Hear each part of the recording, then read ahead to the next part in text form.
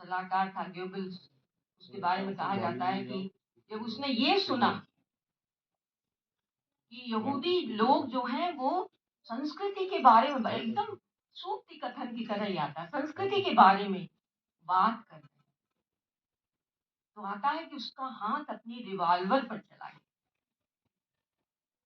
आप सोचिए कि संस्कृति कितनी बड़ी चीज है, और शायद ये पहिया उलट गया है जब ये समझा जा रहा है कि, क्योंकि आप देखिए एक नया अंग्रेजों का समय, और अब आप एक ऐसे देश में रह रहे हैं जो भूमंडलीयता के भीतर पल रहा है, भूमंडलीय विश्व के बीच का भारत,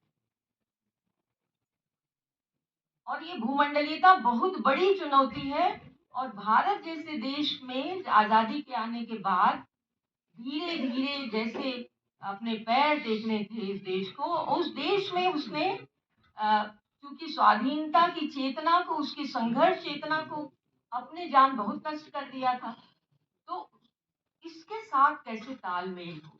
तो हम लोगों ने देखा कि एक हाहाकार सा मचा है, और 20वीं शताब्दी के अंत में और 21वीं शताब्दी की शुरुआत में जितनी लड़ाइयां आर्थिक स्तर पर भारत के अर्थशास्त्रियों ने, विचारकों ने, चिंतकों ने, फिलासफरों ने लड़ी है, उनको देखा जाना चाहिए कि वो कह रहे हैं कि अब आप पता है ग्लोबलाइज विश्व में आप अपने बीज नहीं बचा सकते। आप भारतीयता की बात उस समय में कर रहे हैं जब किसान अपने उन बीजों का संरक्षण नहीं कर सकता जिससे दूसरी फसल ले सके। आप उस संदर्भ में भारत की बात कर रहे हैं। ये हो चुका है। पेटेंट कानून जब आया तब आया, और बहुत सारी चीजें ऐसी हुई। तो जयशंकर प्रसाद, मेरा ख्याल है कि रोमांटिसिज्म, दो खतरे उन्होंने देखे अपने समय। एक खतरा जो पूरी दुनिया के कवियों ने देखा, रोमांटिक आंदोलन पश्चिम में आया, और जो कला होती है ना, कला की सरहदें इतनी बटी नहीं होती, इतनी भौगोलिक नहीं होती, तो कला की सरहदों में जो रोमांटिसिज्म के जो कवि हैं, यूरोपीय कवि हैं, उन्होंने देखा कि जो बुद्धिवाद है जिसके जरिए औद्योगिकरण आया है वो बड़ा निशंस है, और ये वही है जो पश्चिम के द्वारा पूरी दुनिया में औपनिवेशिक विस्तार करता, वही बुद्धिवाद। तो उस बुद्धिवाद को कैसे कामायनी की एलिगरी में लेके आ रहे हैं जयशंकर प्रसाद।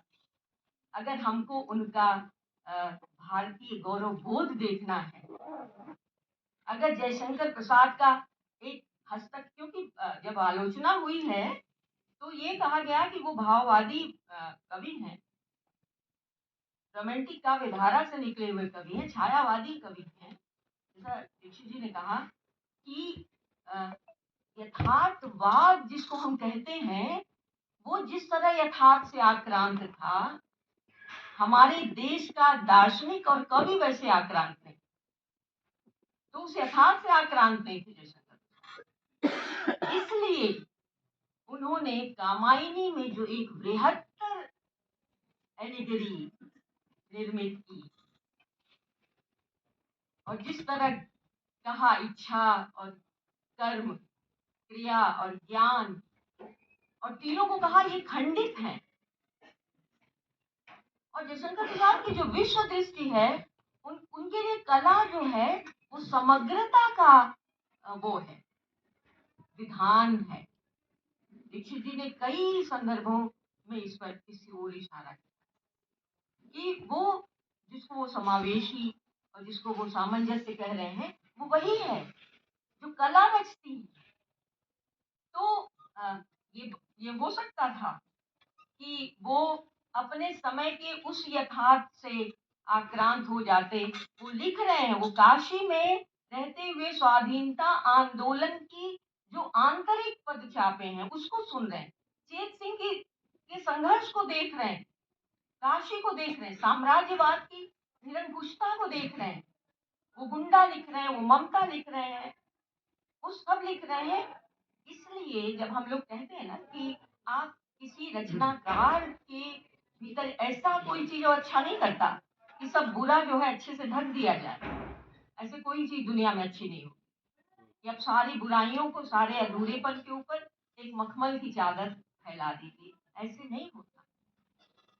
एक द्वंद्वात्मक विवेक होता है रचनाकार के पास। और फिर वो अतीत ढूंढ के लाते हैं। और मुझे बड़ा आश्चर्य होता है कि ये जो बुद्धिवाद वाला जो तत्व है वो कैसे शुक्र जी में भी चला आ रहा है। आप देखिए, सर पूछ रहे थे चल रही कि नहीं। इनके यहाँ चिंता, शुक्र जी भी चिंता लिख रहे हैं, श्रद्धा और भक्ति लिख रहे हैं, और एक संतुलन बता रहे हैं और कह रहे हैं चिंतामणि निबंध की आरंभिक पंक्तियों की, यात्रा पर निकली है बुद्धि किंतु हृदय को साथ। और वो मनु कहाँ छूटता है? इरा के पास, बुद्धि के पास, लेकिन हृदय को साथ।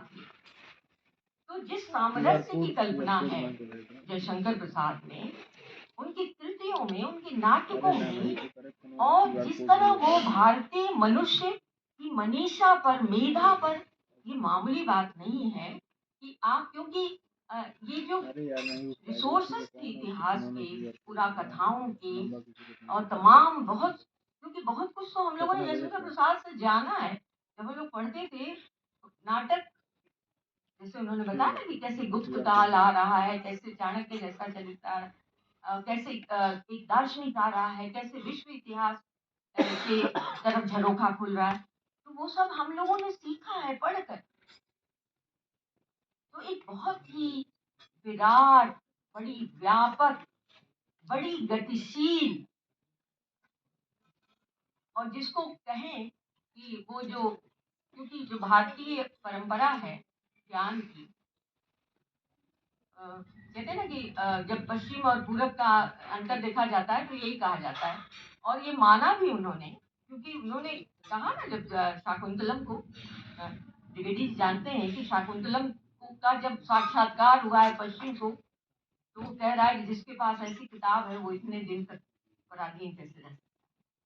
तो ये, क्योंकि सौंदर्य की जो सृष्टि है, ये सौंदर्य की सृष्टि संघर्ष चेतना का तिरस्कार नहीं है, लेकिन मनुष्य को, और आज हम ये कह रहे हैं पूरी दुनिया में जो संघर्षों के रूप है, या भौतिक सभ्यता के पराभव का जो रूप है, जो चरम है, अब हम कुछ भी कह लें, भाषाएं जा रही हैं, कुछ भी कह लें, जमीन से संबंध हमारा मिट रहा है, कुछ भी कह लें, हमारे घरों में भारत बच जाए इसकी कोशिश करनी चाहिए। क्योंकि देखिए, एक किसी भी रचनाकार को या समय को, कृति को, किरदार को, अब हम सरल ढंग से नहीं देख, हमें देखना है तो हमें अपने आलोचनात्मक विवेक के साथ ही देखना पड़ेगा। और जयशंकर प्रसाद का जो आलोचनात्मक विवेक है, उनके पूरे भारतीय बोध के भीतर, इसके इतिहास दृष्टि के भीतर, पूरे सामंजस्य के भीतर, वो बहुत ही सक्रिय और एक खास तरह की संवेदनशीलता की मांग करता है। और देखिए, ऐसा पाठ है, क्योंकि उनके समय मुझे तो कभी कभी याद आता है, मेरे घर वो पत्रिकाएं आती थी जिसमें जयशंकर प्रसाद की इंदु पत्रिका मेरे यहाँ नियमित आती थी। मैं गोवर्धन सराय, मेरी ननिहाल है, तुम्हारा घर उस पटरी पर, मेरा घर इस पटरी पर, और हमारे घर बहुत ही नाना जी का बड़ा अच्छा संबंध था प्रसाद जी से और परिवार से। विशाखा जो है मेरे साथ स्कूल से लौटती थी, तो मैंने पढ़ा है कि प्रसाद जी ने कैसी आलोचनाएं झेली थी। उनको उनके समय में कई कारणों से वो जगह नहीं मिली थी जो उनको मिलनी चाहिए। उनके नाटकों को भारतीय रंगमंच की ताकत से को नहीं जानने वालों ने कहा कि उनके नाटक अभिनय नहीं है। उनके संवादों पर बात होती थी। वो सारी पत्रिकाएं थी, हम लोगों ने पढ़ा, मैंने अपने विद्यार्थियों को भी दिया। हमने कहा देखो ये स्कंदगुप्त की समीक्षा है, कैसे लिखी। तो एक बड़ा ही दुर्धर्ष और बड़ा मेधावी, बड़ा कल्पनाशील। गोवर्धन सराय मोहल्ला जो है वो गोबर धन कहा जाता है ना। जो आप जाएंगे तो वहाँ पूरे ग्वालों का मोहल्ला है। वहां बैठकर हिमालय की विराटता के बारे में तो वो पूरी काया और चेतना से बड़े उन्मुक्त व्यक्ति थे। अमित, तुम बिल्कुल परेशान मत हो। वो आराम से बैठना चाह रहे और मुझे पता है कि मैं इन विद्वान जनों के आगे मेरी क्या मिसाल है भाई। तो लेकिन मेरे लिए भी जयशंकर प्रसाद और बहुत ही एक ऐसा रचनाकार, ऐसा इतना कम जीवन, जिसको दो लोगों की मुझे बड़ी याद आती है जिनको बहुत छोटा जीवन मिला। अगर वो बड़ा जीवन मिलता, विवेकानंद और रविशंकर प्रसाद, आप सोचिए जरा, अगर इनको एक बड़ा जीवन मिलता तो क्या बात होती हमारे देश की और हमारे साहित्य की। तो मैं शंकराचार्य जी, बिल्कुल आपने ठीक याद दिलाया। तो मुझे लगता है जो प्रतिभा होती है वो देह को दूह लेती है और देह उस प्रतिभा के साथ वो रह नहीं पाती। मुझे तो ऐसा लगता है। जो भी हो, मैं उनकी स्मृति को नमन करती हूँ। बहुत बहुत